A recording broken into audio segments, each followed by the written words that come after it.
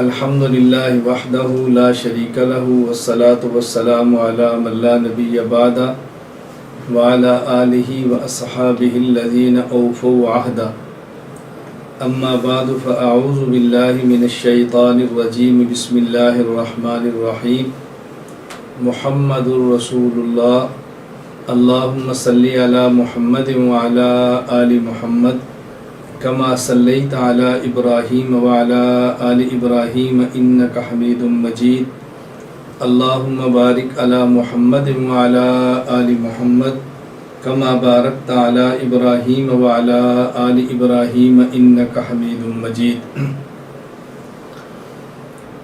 اللہ تعالیٰ کا شکر ہے کہ اللہ تعالیٰ نے اپنے کرم سے علم حدیث پڑھنے کی توفیق عطا فرمائی۔ اللہ تعالیٰ اس کی قدر کی توفیق عطا فرمائے، اللہ تعالیٰ اس کو قبول فرما لے۔ گزشتہ سال دورہ حدیث شریف کے اسباق مرکز اہل السنت والجماعت سرگودہ پاکستان اور جامعہ ادارۃ النعمان حیدرآباد ہندوستان میں تھے۔ دورہ حدیث شریف میں جو اسباق میرے ذمہ تھے، گزشتہ سال یہ تھا کہ صحیح بخاری سے اہل باطل نے جو استدلالات کیے ہیں ان کے جوابات دیے جائیں۔ تو کافی مسائل اور وہ نظریات بیان کیے گئے جو اہل حق کے مقابلے میں لوگ پیش کرتے ہیں اور دلیل کے طور پر صحیح بخاری کو پیش کرتے ہیں۔ تو گزشتہ سال کے اسباق کی بنیاد یہ تھی کہ اہل حق کے مد مقابل صحیح بخاری کے مستدلات کو جو پیش کیا جاتا ہے تو اس کے جوابات کیا ہیں۔ اس سال میرے اسباق کی بنیاد یہ ہوگی کہ صحیح بخاری کی احادیث پر جو اہل باطل نے اعتراضات کیے ہیں ان اعتراضات کے جوابات دیے جائیں۔ تو یہ دو عنوان آپ کی خدمت میں پیش کرنے تھے۔ گزشتہ سال یہ عنوان تھا کہ اہل حق کے بد مقابل اہل باطل نے صحیح بخاری کی کن روایات کو بطور استدلال کے پیش کیا ہے، کن روایات کو بطور دلیل کے پیش کیا ہے، تو ان روایات کا صحیح مطلب کیا ہے اور اہل باطل کے مستدلات کے جوابات کیا ہیں۔ اور آج ہمارے سبق کی بنیاد یہ ہوگی صحیح بخاری کی کن کن روایات پر اہل باطل نے اعتراضات کیے ہیں، ہم ان اعتراضات کے جوابات دیں گے۔ اس لیے کہ حضرت امام بخاری رحمہ اللہ تعالیٰ خود بھی بڑے آدمی تھے اور حضرت امام بخاری رحمہ اللہ کی کتاب صحیح بخاری بھی بہت بڑی عظیم کتاب ہے، اور حضرت امام بخاری رحمہ اللہ تعالیٰ نے محنت کے ساتھ رسول اکرم صلی اللہ علیہ وسلم کی مبارک احادیث کو صحیح بخاری میں جن کو صحیح سمجھا ہے ان کو جمع فرمایا ہے۔ گو صحیح بخاری کے اندر رسول اکرم صلی اللہ علیہ وسلم کی احادیث مبارکہ کے علاوہ صحابہ کرام رضی اللہ تعالی عنہم اجمعین کے اقوال و افعال بھی ہیں، تابعین کے افعال و اقوال بھی ہیں، اور بعض ان کے بعد کے اکابرین کے اقوال اور افعال بھی ہیں، لیکن زیادہ تر اس کے اندر رسول اکرم صلی اللہ علیہ وسلم کے اقوال اور افعال مبارکہ جمع کیے گئے ہیں۔ تو وہ اعتراضات جو کیے جاتے ہیں ہم کوشش کریں گے ترتیب کے ساتھ اعتراضات کو بیان کیا جائے اور پھر ان کے جوابات بھی دے جائیں۔ میں آپ کی خدمت میں پہلے حدیث مبارک پڑھتا ہوں، اس کا مفہوم بیان کرتا ہوں، پھر اس پر ہونے والا اعتراض پیش کرتا ہوں، پھر اعتراض کا جواب آپ کی خدمت میں پیش کر دوں گا۔ وَبِهِ قَالَ حَدَّثْنَا يَحْيَى بْنُ بُكَيْرٍ قَالَ حَدَّثْنَا اللَّيْثُ عَنْ عُقَيْلٍ عَنْ ابْنِ شِهَابٍ وَبِهِ قَالَ حَدَّثْنِي عبد الله بن محمد قال حدثنا عبد الرزاق قال حدثنا مامر قال الزهري وأخبرني عروة عن عائشة رضي الله تعالى عنها أنها قالت أول ما بدأ به رسول الله صلى الله عليه وسلم من الوحي الرؤيا الصادقة في النوم فكان لا يرى رؤيا إلا جاءت مثل فلق الصبح فكان يأتي حراء فيتحنس فيه وهو تعبد الليالي ذوات العدد ويتزود لذلك ثم يرجع إلى خديجة فتزوده لمثلها حتى فجأه الحق في غار حراء فجاءه الملك فيه وقال حضرت ام المومن امی عائشہ رضی اللہ تعالی عنہ فرماتی ہیں کہ رسول اکرم صلی اللہ علیہ وسلم اب جو وحی کا آغاز ہوا تو آپ کو شروع میں سچے خواب آتے تھے، اور اس خواب کی تعبیر ایسی ہوتی کہ جس طرح صبح صادق ہوتی ہے، یعنی بالکل من و عن سچے ہوتے تھے۔ ظاہر ہے پیغمبر کا خواب بھی وہی ہوتا ہے تو وہی کی صداقت میں کوئی شک ہی نہیں ہے۔ تو رسول اکرم صلی اللہ علیہ وسلم غار حرا میں تشریف لے جاتے، کئی رات وہاں عبادت فرماتے، توشہ اپنے ساتھ لے جاتے، اور پھر خدیجہ کے پاس آتے، وہ ان کو کچھ ایام کا اور توشہ دے دیتی، آپ لے جاتے کھانے پینے کا سامان، اور غار حرا میں رہ کے عبادت کرتے۔ ایک روز رسول اکرم صلی اللہ علیہ وسلم کے پاس اچانک فرشتہ آیا اور اس نے آپ کو عرض کیا اقرأ، فقال له النبی صلی اللہ علیہ وسلم فقلت ما انا بقارئ فاخذنی فغتنی حتى بلغ من الجهد ثم ارسلنی فقال اقرأ، فقلت ما انا بقارئ فاخذنی فغتنی الثانیہ حتى بلغ من الجهد ثم ارسلنی فقال اقرأ، فقلت ما انا بقارئ فاخذنی فغتنی الثالثہ حتى بلغ من الجهد ثم ارسلنی فقال اقرأ باسم ربك الذي خلق حتى بلغ علم الانسان ما لم يعلم، فرجع بها ترجف بوادره حتى دخل على خدیجہ فقال، فرشتہ نے کہا کہ آپ پڑھیں، تو رسول اکرم صلی اللہ علیہ وسلم فرمایا کہ میں تو پڑھا ہوا نہیں ہوں، یعنی میں نے دنیا میں کسی سے لکھنا اور پڑھنا نہیں سیکھا۔ تو پھر فرشتے نے مجھے، نبی پاک صلی اللہ علیہ وسلم ارشاد فرماتے ہیں کہ مجھے دبوچا، اللہ اکبر، حتیٰ کہ اچھی خاصی آپ نے تکلیف محسوس کی، اور پھر فرشتے نے کہا کہ آپ پڑھو۔ آپ نے پھر ارشاد فرمایا کہ میں پڑھا ہوا نہیں ہوں، یعنی میں نے دنیا میں کسی سے لکھنا اور پڑھنا نہیں سیکھا۔ پھر فرشتے نے زور سے پکڑا حتیٰ کہ میں نے اچھی خاصی تکلیف محسوس کی۔ پھر تیسری بار اس نے کہا کہ آپ پڑھو، تو نبی کریم صلی اللہ علیہ وسلم پھر یہ جواب دیا مانا بقارن، کہ میں تو دنیا میں کسی سے پڑھا لکھا نہیں ہوں۔ پھر فرشتے نے کہا کہ آپ پڑھیں اقرأ باسم ربک الذی خلق خلق الانسان من علق اقرأ وربک الاکرم الذی علم بالقلم علم الانسان ما لم یعلم۔ یہ 5 آیات اقرأ باسم ربک الذی خلق، ان آیات پر میں مناسب کسی وقت مختصر سی گفتگو کروں گا۔ فی الحال عنوان یہ نہیں ہے، میں عنوان پہ بات کرتا ہوں تاکہ بات رہ نہ جائے۔ نبی کریم صلی اللہ علیہ وسلم وہاں سے جب وہ فرشتہ چلا گیا تو رسول اکرم صلی اللہ علیہ وسلم نے خوف محسوس کیا، حتیٰ کہ آپ کے کندھے مبارک کانپنے لگے، کندھے کا جو گوشت تھا۔ تو آپ گھر تشریف لائے، خدیجہ کو فرمانے لگے زملونی زملونی فزملوہ حتیٰ ذہب عنہ الروع، فقال یا خدیجۃ مالی واخبرها الخبر، وقال قد خشیت علی نفسی، فقالت له کلا ابشر فواللہ لا یخزیک اللہ ابدا، انک لتصل الرحم وتصدق الحدیث وتحمل الکل وتقری الضیف وتعین علی نوائب الحق۔ ثم انطلقت به خدیجۃ حتی اتت به ورقۃ بن نوفل بن اسد بن عبد العزى بن قصی وابن عم خدیجۃ اخو ابیها، وکان امرا تنصر فی الجاہلیہ، وکان یکتب الکتاب العربیہ فیکتب بالعربیۃ من الانجیل ما شاء اللہ ان یکتب، وکان شیخا کبیرا قد عمی، فقالت له خدیجہ ای ابن عم اسمع من ابن اخیک، فقال ورقہ ابن اخی ماذا ترى، اخبرہ النبی صلی اللہ علیہ وسلم ما رأى۔ آپ گھر تشریف لائے تو آپ نے فرمایا کہ میرے اوپر چادر دو، آپ کے اوپر چادر دے دی گئی، آپ نے کچھ آرام فرمایا، آپ نے کچھ افاقہ محسوس فرمایا، تو آپ نے فرمایا خدیجہ میں نے آج ایک عجیب بات دیکھی ہے۔ حضرت خدیجہ رضی اللہ تعالیٰ نے پوچھا کیا بات، آپ نے ساری بات بتائی، فرمایا میں بہت خوف محسوس کر رہا ہوں۔ حضرت خدیجہ نے عرض کیا کہ آپ خوف محسوس نہ کریں، آپ کو مبارک ہو، آپ تو ایسے اچھے انسان ہیں، اس سے اچھے انسان ہیں کہ آپ صلہ رحمی فرماتے ہیں، ہمیشہ سچی بات فرماتے ہیں، محتاج کا بوجھ اٹھاتے ہیں، کمزوروں کے بوجھ اٹھاتے ہیں، مہمان نوازی کرتے ہیں، مصیبت درہ کی مدد کرتے ہیں، اور ایسے بندے کو تو اللہ تعالیٰ کبھی بھی محروم نہیں کرتا، تو آپ کیوں پریشان ہوتے ہیں؟ رسول اکرم صلی اللہ علیہ وسلم کو پھر خدیجہ لے کر اپنے چچا زاد بھائی ورقہ بن نوفل کے پاس لے گئی۔ وہ عیسائی عالم تھے، راہب تھے، تو ان کو سامنے کہا کہ آپ کے چچے کا بیٹا یعنی میرا شوہر نبی پاک صلی اللہ علیہ وسلم، تو ذرا آپ ان کی بات سنیں، ان کو کیا معاملہ پیش آیا۔ تو ورقہ بن نوفل نے کہا کہ آپ بتائیں کیا بات ہے؟ رسول اکرم صلی اللہ علیہ وسلم نے یہ ساری بات وہی کہنا ورقہ بن نوفل سے ذکر کیا.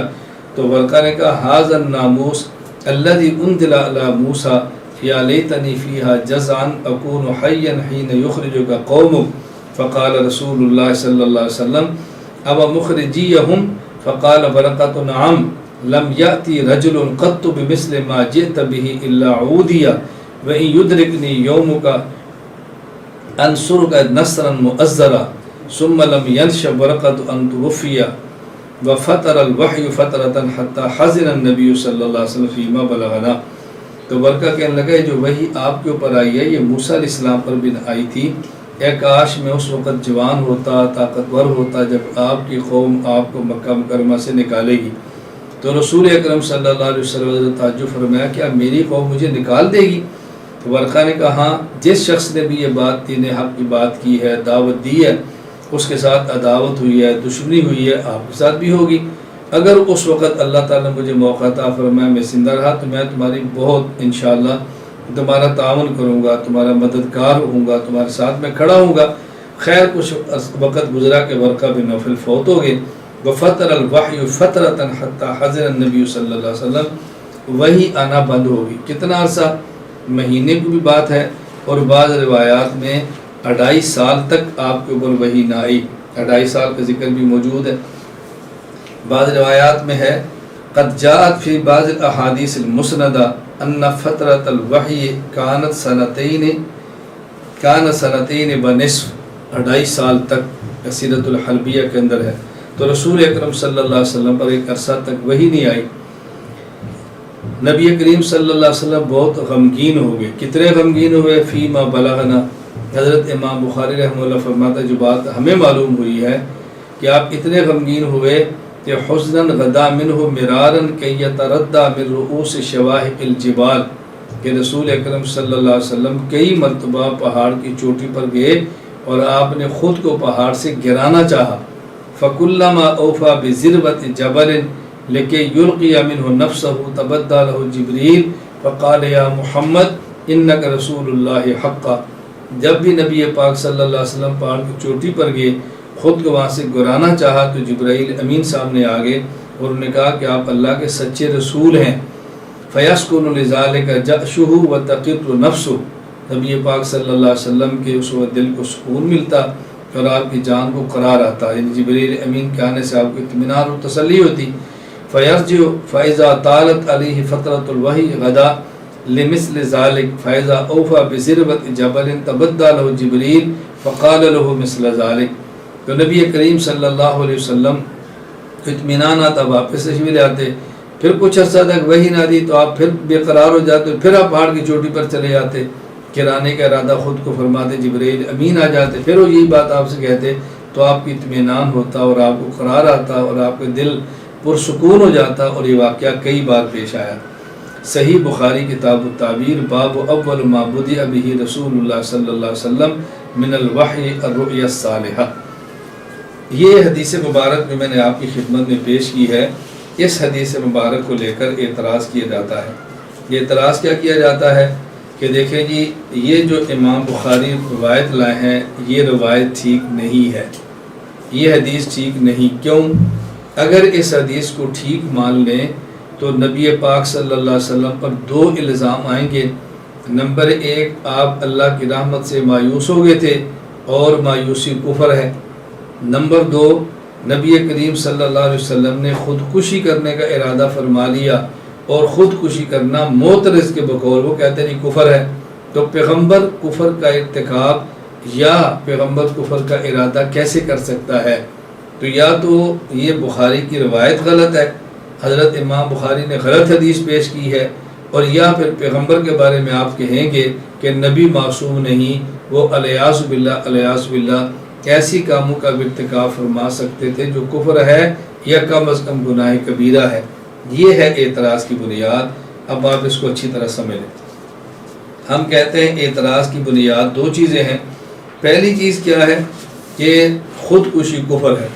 انہوں نے کہا یہ بات اچھی طرح ذہن نشین فرما لیں، قرآن کریم کی آیات میں ذخیرہ احادیث میں اور فقہا فقہائے اربعہ میں سے کہیں بھی آپ تلاش کریں گے، خصوصاً فقہائے احناف میں سے، تو آپ کو نہیں ملے گا کہ کوئی خودکشی کو کفر کہتا ہو۔ خودکشی کفر نہیں ہے، زیادہ سے زیادہ خودکشی کو آپ گناہ کبیرہ کہہ سکتے ہیں۔ تنویر الابصار میں مسئلہ ہے، من قتل نفسہ ولو عمدا یغسل ویصلی علیہ وان کان اعظم وزرا من قاتل غیرہ۔ اگر کوئی شخص اپنے آپ کو جان بوجھ کے مار لیتا ہے، خودکشی کر لیتا ہے، تو اس کو غسل بھی دیا جائے گا اور اس کی نماز جنازہ بھی پڑھی جائے گی۔ اب ظاہر ہے غسل میت اور صلاۃ علی المیت یہ تو مسلمان کی ہوتی ہے، کافر کی نہیں ہوتی، اس لیے یہ کہنا تو غلط ہے کہ خودکشی کفر ہے، اس کا تو کوئی ثبوت ہی نہیں۔ ہاں زیادہ سے زیادہ آپ کہہ سکتے ہیں کہ خودکشی کرنا گناہ کبیرہ ہے۔ اگر خودکشی گناہ کبیرہ ہے تو نبی تو معصوم ہے، نبی سے نہ صغیرہ گناہ صادر ہوتا ہے نہ ہی کبیرہ، تو پیغمبر پاک اس کے ارتکاب کیوں فرماتے ہیں؟ یہ بات بھی یاد رکھ لیں۔ اگر کوئی خودکشی کو گناہ کبیرہ بھی کہیں گے تو اس وقت گناہ کبیرہ کہیں گے جب خودکشی کا گناہ کبیرہ ہونا اللہ یا اللہ کا رسول بتا دے۔ ابھی تو ابتدائی اسلام ہے، احکام نازل ہی نہیں ہوئی، خودکشی کے حرام یا حلال ہونے کا سوال ہی پیدا نہیں ہوتا۔ خودکشی کا حرام ہونا اور لا تلقوا بایدیکم الی التہلکہ کہنا یا لا تقتلوا انفسکم کہنا، یہ اس وقت کی بات ہے جب مدینہ منورہ میں آپ تشریف لے آئے تھے۔ تو جب خودکشی کو حرام ابھی تک کہا ہی نہیں، اگر خودکشی کا ارتکاب کر بھی لے تو آپ اس کو گناہ تو نہیں کہہ سکتے، کبھی تک اس کے گناہ ہونے کی کوئی بات ہی نہیں کی گئی، یہ عجیب بات ہے۔ اس لیے خودکشی کرنا کفر بھی نہیں، اور جب کا یہ واقعہ پیش آیا اس وقت تک خودکشی کا حرام ہونا بھی قرآن کریم، حدیث پاک اور شریعت محمدیہ کے اندر نہیں تھا۔ اس لیے یہ اعتراض کرنا کہ آپ نے کفر کا ارتکاب کیا اعوذ باللہ یا گناہ کبیرہ کا ارتکاب کیا، یہ قطعاً درست نہیں ہے۔ دیکھیں نا، کوئی بھی حکم جب تک کسی مسئلے کا حکم نازل نہ ہو اس وقت سے پہلے اگر اس پر عمل کر لیے جائے تو اس کے تو حلال حرام ہونے کا سوال ہی پیدا نہیں ہوتا۔ بلکہ آپ غور کریں گے تو آپ کو پتہ چلے گا کہ موسیٰ علیہ السلام کی شریعت میں جن لوگوں نے شرک کیا تھا ان کی سزا یہ تھی فَتُوبُوا إِلَىٰ بَارِئِكُمْ فَاقْتُلُوا أَنفُسَكُمْ، کہ تمہاری توبہ ہی ہے کہ تم اپنے آپ کو مار دو، تمہاری توبہ ہی یہ ہے کہ تم اپنے آپ کو مارو، اور پہلی شریعت کے مد مقابل کو حکم نہ آئے، اس کو منسوخ نہ کیا جائے تو پہلی شریعت ہماری شریعت شمار ہوتی ہے۔ یہ تو ہمارا مسئلہ موجود ہے، اس لیے یہ کہنا کہ خودکشی کفر ہے یہ تو بالکل بھی تکی بات ہے، اور جب یہ واقعہ پیش آیا اس وقت خودکشی کو گناہ کہنا یہ بھی ٹھیک نہیں، اس لیے کہ اس وقت خودکشی کے بارے میں شریعت کا حکم آیا ہی نہیں تھا، تو آپ نے شریعت حکم آئے بغیر اس کو گناہ کبیرہ کیسے کہہ دیا؟ یہ بات بھی غلط ہے۔ دوسری بات کہ جی رسول اکرم صلی اللہ علیہ وسلم اللہ تعالیٰ کی رحمت سے مایوس اور نا امید ہو گئے تھے، اور قرآن کریم کے اندر آتا ہے کہ لا یئس من روح اللہ الا القوم الکافرون، کہ اللہ کی رحمت سے نا امید وہی ہوتے ہیں جو کہ کافر ہو، تو نا امیدی کفر ہے۔ تو اگر اس حدیث کو مان لیں تو رسول اللہ صلی اللہ علیہ وسلم کا نا امید ہونا اور نا امید ہو کر کفر کرنا لازم آتا ہے، الیاذ باللہ۔ یہ قرآن کریم کو، حدیث پاک کو اور شریعت کو نہ سمجھنے کی وجہ سے ہے، اور کچھ بھی نہیں ہے۔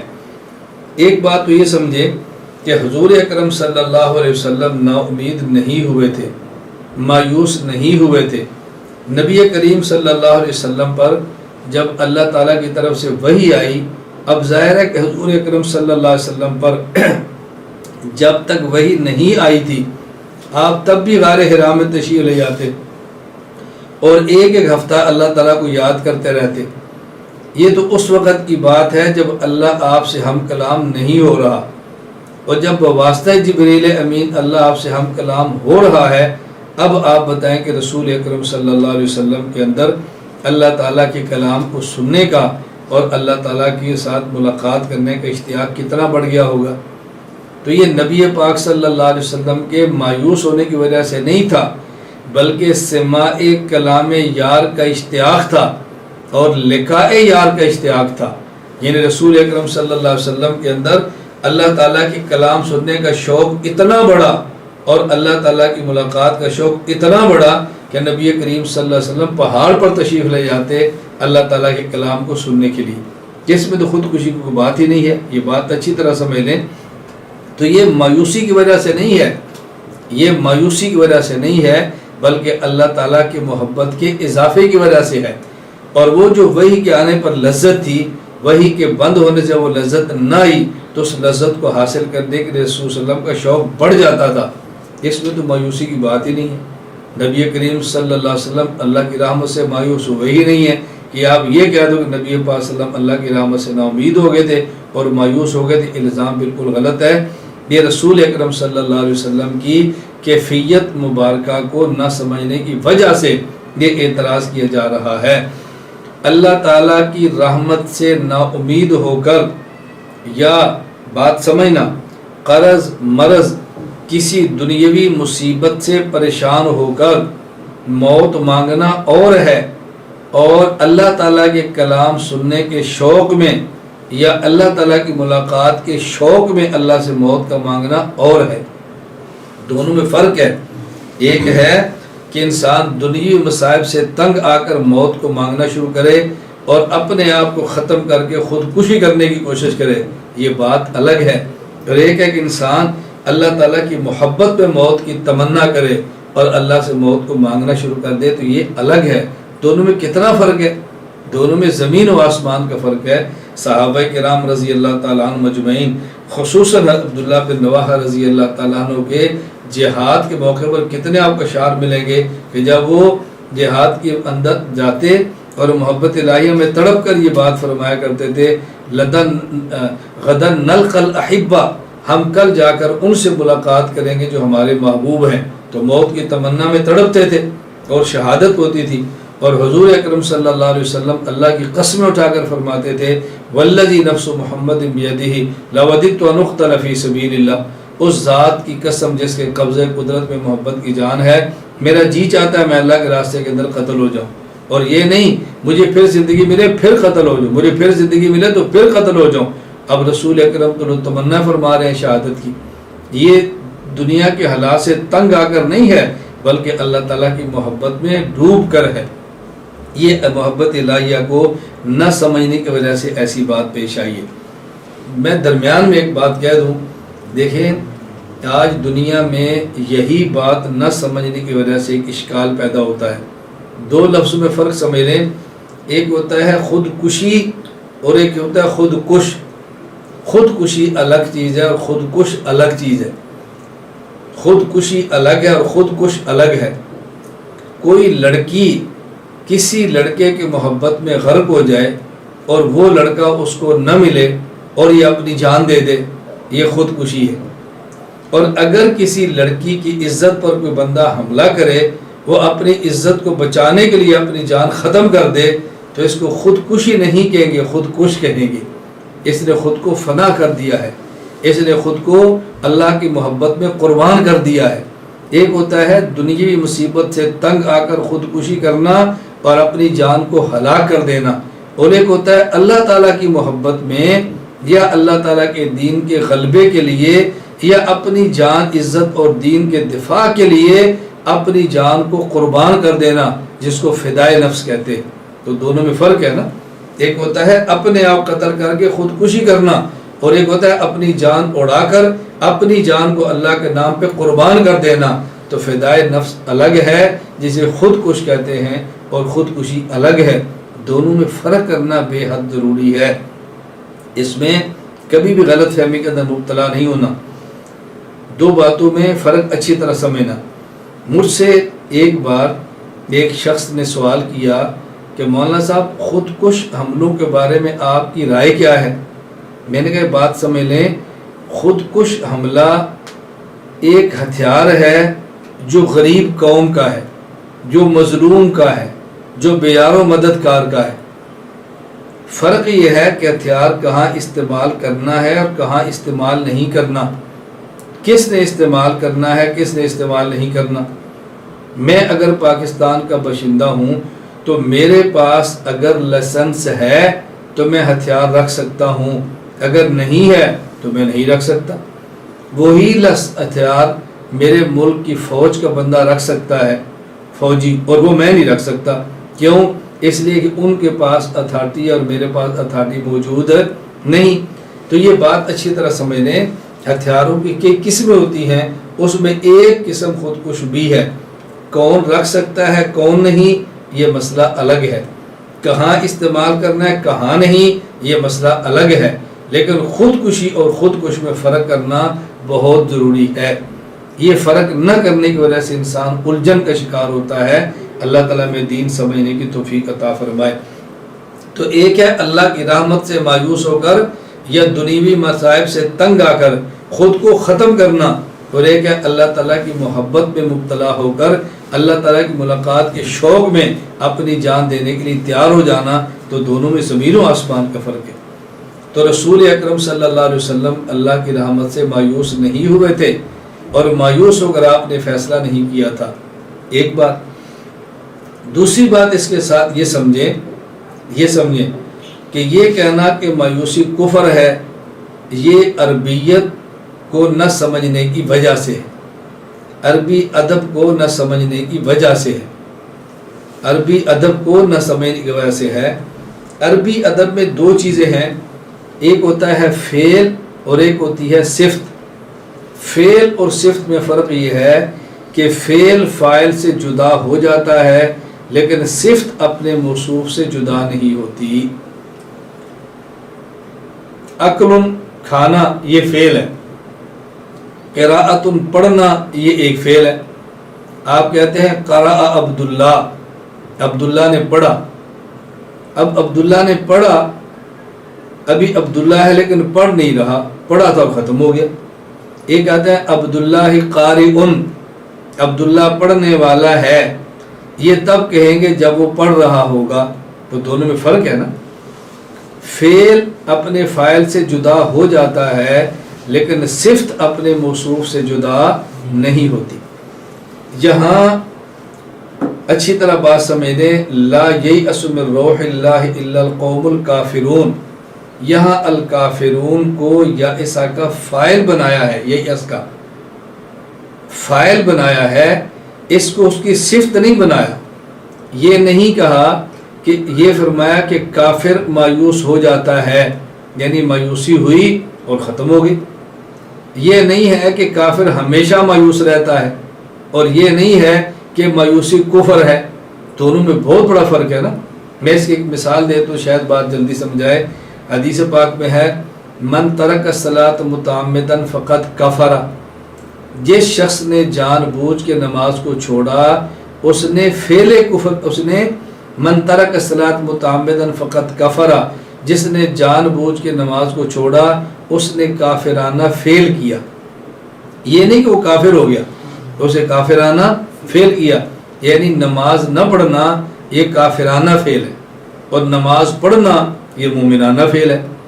اللہ کو سجدے کرنا یہ مومنانہ فعل ہے، اور اللہ کو سجدہ نہ کرنا یہ کافرانہ فعل ہے۔ تو جس شخص نے نماز جان بوجھ کے چھوڑی، یہ نہیں فرمایا فہو کافر، بلکہ فرمایا فقط کفرا، اسے کافرانہ فعل کیا ہے۔ تو فعل اور صفت میں فرق یہ ہے کہ فعل اپنے فاعل سے جدا ہو جاتا ہے لیکن صفت اپنے موصوف سے جدا نہیں ہوتی۔ تو یہاں القوم الکافرون کو ییأس کا فاعل بنایا ہے، اس کو موصوف نہیں بنایا۔ موصوف اور صفت کا معاملہ الگ ہوتا ہے اور فاعل اور فعل کا معاملہ الگ ہوتا ہے۔ اس لیے ہم یہ نہیں کہتے کہ مایوس ہونا یہ کفر ہے، ہم یہ کہتے ہیں کہ مایوس ہونا کافرانہ فعل ہے۔ تو کافرانہ فعل ہونا اور بات ہے، اور کفر کرنا یہ اور بات ہے، دونوں میں فرق ہے۔ جس طرح کو بڑے خاندان کا بیٹا ہو اور وہ گھٹیا حرکت کرے تو باپ اپنے بیٹے سے کہتا ہے بیٹا یہ کیا تم نے کمینوں والا کام کیا ہے، یہ کیا تم نے فلاں قوم والا کام کیا ہے۔ اب اس کا معنی یہ نہیں ہوتا کہ یہ بیٹا وہ کام کرنے سے فلاں قوم کا فرد ہو جاتا ہے، مطلب یہ تھا یہ کام فلاں قوم کا ہے، ہمیں یہ زیب نہیں دیتا، یہ تو نے گھٹیا کام کر کے گھٹیا قوم کا فرد نہیں بن گیا، تو نے گھٹیا قوم والا کام کر لیا ہے۔ تو فعل کا معاملہ الگ ہوتا ہے، صفت کا معاملہ الگ ہوتا ہے۔ تو اس آیت کی بنیاد پر یہ استدلال کرنا کہ مایوسی کفر ہے، یہ بات بھی غلط ہے۔ یہ بات بھی غلط ہے، اس کو بہت اچھی طرح ذہن نشین فرما لیں۔ اصل میں اگر حدیث پاک کا صحیح معنی سمجھ لیا جائے تو اشکال رہتا ہی نہیں۔ میں ہی سمجھتا ہوں کہ حدیث پاک کی بہترین تشریح اس طرح اگر کر لی جائے تو کوئی الجھن نہیں ہوتی کہ رسول اکرم صلی اللہ علیہ وسلم پر جبریل امین وحی لے کر آئے، اور یہ پہلی وحی تھی۔ جبریل امین چلے گئے، آپ نے وحی کی لذت کو محسوس فرما لیا، اور کچھ عرصہ تک جبریل امین نہیں آئے تو نبی کریم صلی اللہ علیہ وسلم اپنے محبوب کے کلام کو سننے کے لیے اور اپنے محبوب سے گفتگو کرنے کے لیے بیتاب ہو گئے۔ اتنے بیتاب ہوتے کہ آپ زمین سے پہاڑ پر چڑھ جاتے۔ اب ظاہر پہاڑ سے اوپر تو جا نہیں سکتے نا، رسول اکرم صلی اللہ علیہ وسلم زمین سے کعبہ میں جائیں گے، کعبہ سے حرا میں جائیں گے، اور یا کسی پہاڑ کی چوٹی پر جائیں گے، اس کے اوپر جانا تو آپ کے اختیار میں نہیں تھا۔ تو جہاں تک اللہ کے نبی اوپر جا سکتے وہاں تک جاتے اور اللہ سے محبت کی باتیں کرنا چاہتے، لیکن جبریل امین نہیں ہوتے۔ اب ظاہر براہ راست تو بات کر نہیں سکتے تھے، واسطہ جبرائیل تھا، تو جبرائیل امین آ جاتے اور آ کر آپ کو تسلی دیتے، انک رسول اللہ حق، انک رسول اللہ حق، آپ اللہ کے سچے رسول ہیں، اللہ آپ سے بات کریں گے، آج نہیں تو کل، کل نہیں تو پرسوں، پرسوں نہیں تو ترسوں۔ آپ اطمینان سے پھر واپس آ جاتے۔ کچھ وقت گزرتا کہ آپ کے اندر وہ شوق محبت پھر امنڈ آتا تو رسول اللہ علیہ وسلم پھر پہاڑ کی چوٹی پہ تشریف لے جاتے کہ میں اپنے اللہ سے ہم کلام ہو جاؤں۔ پھر جبریل امین آ جاتے اور آپ کو تسلی دیتے، انک رسول اللہ حق، انک رسول اللہ حق، آپ اللہ کے سچے ربی ہیں اور آپ سے اللہ بات کریں گے۔ آپ واپس تشریف لے جاتے۔ کچھ عرصہ تک وحی نہ آتی تو نبی کریم صلی اللہ علیہ وسلم کو پھر اللہ کی محبت جوش مارتی تو آپ پھر پہاڑ کی چوٹی پہ تشریف لے جاتے تو جبریل امین آ کر کہتے، انک رسول اللہ حق، آپ اللہ کے سچے رسول ہیں، آپ اللہ کے سچے رسول ہیں۔ فرق کیا تھا؟ ایک ہے جبرائیل امین اللہ کی بات آپ کو سنا دیں، وہ تو ہو نہیں رہا۔ ایک ہے جبریل امین آپ کو تسلی دے دیں کہ وہی آئے گی، اللہ کا کلام آئے گا۔ تو رسول اکرم صلی اللہ علیہ وسلم یوں اللہ تعالیٰ کے کلام کی محبت میں جوش میں آ کر پہاڑ کی چوٹی پر جاتے۔ اس میں خودکشی کا ذکر ہی نہیں ہے۔ فرق صرف کتنا ہے؟ یہ جو حدیث پاک کے لفظ ہے آپ توجہ فرمائیں، کہتے ہیں وَفَطَرَ الْوَحْيُ فَطْرَةً حَتَّى حَزِنَ النَّبِيُّ صلی اللہ علیہ وسلم فِيمَا بَلَغَنَا حُزْنًا غَدَا مِنْهُ مِرَارًا كَيْ يَتَرَدَّى مِنْ رُؤُوسِ شَوَاهِقِ الْجِبَالِ۔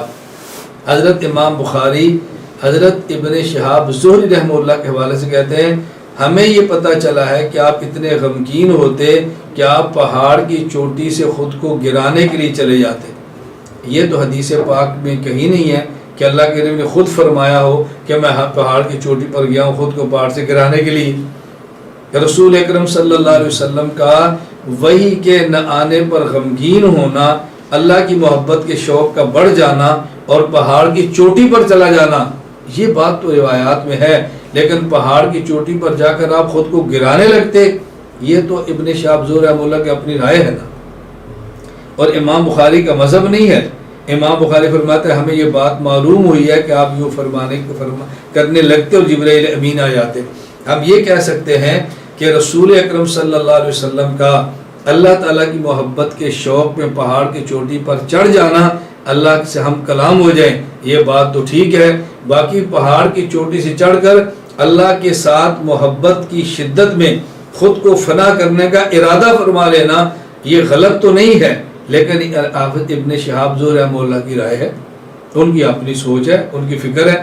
وہ یہ سمجھتے تھے کہ پہاڑ کی چوٹی پر آپ کا چڑھنا اس لیے تھا کہ میں وہاں سے یعنی اللہ سے موت مانگوں اور مجھے موت آ جائے اور میں اللہ سے مل لوں، یہ ان کی رائے ہے، اور غلط بھی نہیں، بات کو اپنی جگہ پر اپنے فہم کے مطابق ٹھیک فرما رہے ہیں۔ لیکن ہم اس کا معنی یہ سمجھتے ہیں کہ رسول اکرم صلی اللہ علیہ وسلم پر جب وہی آنا بند ہو جاتی، اللہ سے محبت بہت شدید تھی، اللہ سے محبت بہت شدید تھی، اس شدت محبت کی وجہ سے آپ پہاڑ کی چوٹی پر چڑھ جاتے تاکہ میں اللہ سے ہم کلام ہو جاؤں۔ جبرائیل امین آ کر تسلی دیتے، آپ اللہ کے سچے رسول ہیں اور رسول پر وہی آتی ہے، وہی آ جائے گی، آپ کو اطمینان ہوتا، آپ پھر واپس تشریف لے آتے۔ حکیم الامت مجدد الملت مولانا اشرف علی تھانوی رحمہ اللہ کی بات ایک مجھے یاد آئی۔ حضرت ایک بات بہت پیاری فرماتے ہیں، حضرت فرماتے ہیں کہ عشق مجازی کے مریض کو عشق حقیقی سمجھانا بہت آسان ہے. کیوں؟ وہ عشق میں مبتلا پہلے سے ہوتا ہے، صرف اس کو یہ بتانا ہوتا ہے کہ محبوب یہ نہیں محبوب وہ ہے، محبوب یہ نہیں محبوب وہ ہے. اللہ تعالیٰ مجھے اور آپ سب کو عشق مجازی کی لعنت سے محفوظ فرمائے. لیکن اگر کوئی بندہ عشق مجازی کی بیماری سے گزرا ہے تو وہ اس بات کو سمجھ سکتا ہے کہ جب کسی سے محبت ہو جائے اور محبوب کا میسج نہ آئے تو پھر عاشق پر گزرتی کیا ہے. دوسرا اس کو کیسے سمجھائیں؟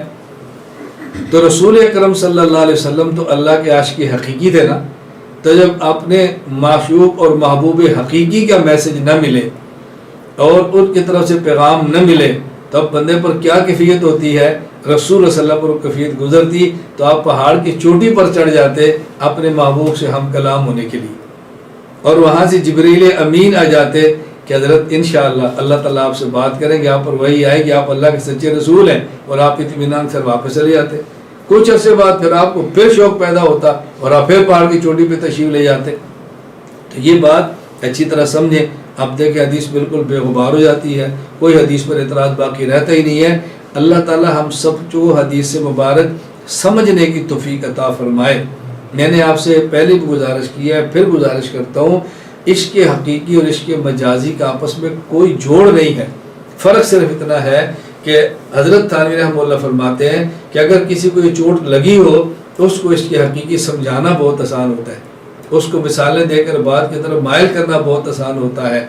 اللہ نہ کرے اگر کسی کو چوٹ لگی ہو اور وہ بیچارہ بےتاب پھرتا ہو اور کوئی آ کر اس کو یہ پیغام دے دے کہ ابھی فکر نہ کرو تمہاری جلدی بات کرا دیں گے، تو اس کو اطمینان ہو جاتا ہے.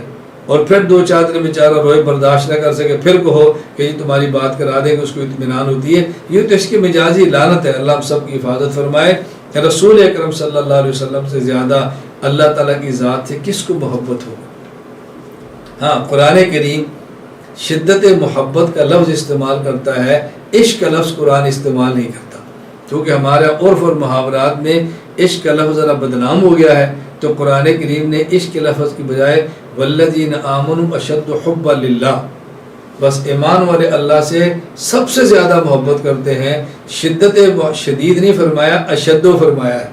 اور اشد و محبت کا معنی نام عشق ہوتا ہے، لیکن قرآن ان الفاظ کو استعمال نہیں کیا کہ یہ الفاظ ہمارے محاورات میں اور ہمارے معاشرے میں نامناسب سمجھے جاتے ہیں. اللہ تعالیٰ ہم سب کو بات سمجھنے کی توفیق عطا فرمائے. یہ میں نے بات آپ کی خدمت میں عرض کی ہے، اس کو اچھی طرح سمجھ.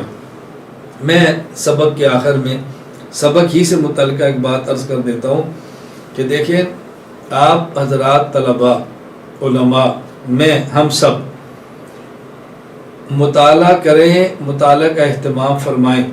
مطالعہ میں 2 چیزیں ذہن میں رکھ لیں. ایک ہوتا ہے مطالعہ کرنا اہل حق کی کسی کتاب کا، ایک ہوتا ہے مطالعہ کرنا اہل باطل کی کسی کتاب کا. کبھی بھی باطل کی کتاب کا مطالعہ نہ فرمائیں. جب بھی مطالعہ کریں اہل حق کی کتاب کا مطالعہ کریں. مطالعہ کے لیے 2 شرطیں بنیادی ہیں کہ آپ نے کس کتاب کا مطالعہ کرنا ہے. 2 شرطیں ذہن میں رکھ لیں. ایک شرط یہ اجباری ہے، لازم ہے، اور ایک شرط استحبابی ہے، بہتر ہے. اجباری اور لازمی شرط یہ ہے کہ ایسے بندے کی کتاب کا مطالعہ کریں جو اہل حق ہو. اہل حق نہ ہو تو کتاب کا مطالعہ ہرگز نہ کریں. اور استحبابی شرط یہ ہے کہ وہ اہل حق کے ساتھ اہل دل بھی ہو، عالم ربانی بھی ہو، حق بھی ہو، صحیح العقیدہ بھی ہو، اور اس کا تعلق اہل تقوی، اہل دل، اہل ذکر سے بھی ہو. اہل حق ہونا یہ شرط لازم ہے. اہل حق نہ ہو تو کتاب کا مطالعہ نہ کریں. اور اگر اہل حق کے ساتھ اہل تقوی بھی ہو تو بہت مناسب ہے، پھر اسی شخص کی کتاب کا مطالعہ کریں. تو حق کی شرط یہ لازمی ہے اور تقوی کی شرط استحبابی ہے. کیونکہ جس طرح بات کرنے والے کی بات کا اثر ہوتا ہے، کسی شخص کی مجلس میں بیٹھے اس کی مجلس کا اثر ہوتا ہے، اسی طرح کسی شخص کی کتاب پڑھے تو اس کی تحریر کا اثر بھی ہوتا ہے. باطل کی کتاب کا مطالعہ کبھی نہ کریں. اگر اہل باطل کی کتاب کا مطالعہ کرنا ہو، اس کے لیے بھی 2 شرطیں ہیں. پہلی شرط یہ ہے کہ مطالعہ اس وقت کریں جب آپ کو ضرورت ہو۔ نمبر 2، مطالعہ اس وقت کریں جب آپ حق اور باطل میں امتیاز کرنے کا ملکہ پیدا کر لیں۔ جب تک حق اور باطل میں امتیاز کا ملکہ پیدا نہ ہو، قوت پیدا نہ ہو، طاقت پیدا نہ ہو، تب تک آپ باطل کی کتاب کو مطالعہ نہ کریں۔ پہلے حق کو پڑھیں، اپنی تیاری کریں، حق آپ کے اوپر کھل جائے، باطل کھل جائے، پھر کسی باطل کتاب کو مطالعہ کریں تو کر سکتے ہیں، لیکن وہ بھی تب کریں جب آپ کو ضرورت ہو، بلا ضرورت پھر بھی مطالعہ نہ کریں۔ اللہ تعالیٰ مجھے اور آپ سب کو اہل حق کے ساتھ وابستہ رکھے، اہل باطل سے محفوظ فرمائے۔ اللہم ارنا الحق حقا وارزقنا اتباعہ وارنا الباطل باطلا وارزقنا اجتنابہ، وصلی اللہ تعالی علی رسولہ خیر خلقہ محمد وعلی آلہ وصحبہ اجمعین۔